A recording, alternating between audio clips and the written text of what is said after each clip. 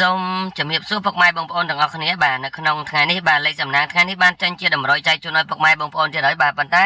ពុកម៉ែបងប្អូនទាំងអស់គ្នាថ្ងៃនេះគឺមានដំណឹងល្អសម្រាប់នឹងចែកជូនឲ្យពុកម៉ែបងប្អូនដោយសារតែនៅក្នុងថ្ងៃនេះគឺមានតម្រុយចេញពីខាងវៀតណាមផ្ទាល់ពុកម៉ែបងប្អូនណាបាទប៉ុន្តែពុកម៉ែបងប្អូនចង់បានលេខនេះបាទសម្រាប់លេខនេះគឺ2គ្រាប់ណាបាទ2គ្រាប់ពុកម៉ែបងប្អូនទាំងអស់គ្នាប៉ុន្តែពុកម៉ែបងប្អូនបើសិនជាចង់បានពុកម៉ែបងប្អូនត្រូវតែជួយ share បាទ share ម្នាក់2ពុកម៉ែបងប្អូនណា share ម្នាក់2 share ម្នាក់3បាទ share ឲ្យចាំឆាតមកបើសិនជាពុកម៉ែបងប្អូនអត់ share ទេគឺអត់តម្លែឲ្យទេបាទអត់តម្លែឲ្យទេអញ្ចឹងពុកម៉ែបងប្អូន share ណាបាទពុកម៉ែបងប្អូន share ម្នាក់1ម្នាក់2អញ្ចឹងទៅបាទ share ឲ្យចាំឆាតមកបាទហើយនេះគឺជា Facebook ពុកម៉ែបងប្អូនណាបាទគឺលេខសំណាងថ្ងៃនេះបាទលេខសំណាងថ្ងៃនេះបាទហើយសម្រាប់លេខទូរស័ព្ទបាទគឺ0888457086ពុកម៉ែបងប្អូនណាបាទអញ្ចឹងពុកម៉ែបងប្អូនអាចធ្វើការតាក់ទងមកបានពុកម៉ែបងប្អូនណាបាទអាចធ្វើការតាក់ទងមកបានសម្រាប់ពុកម៉ែបងប្អូនដែលគាត់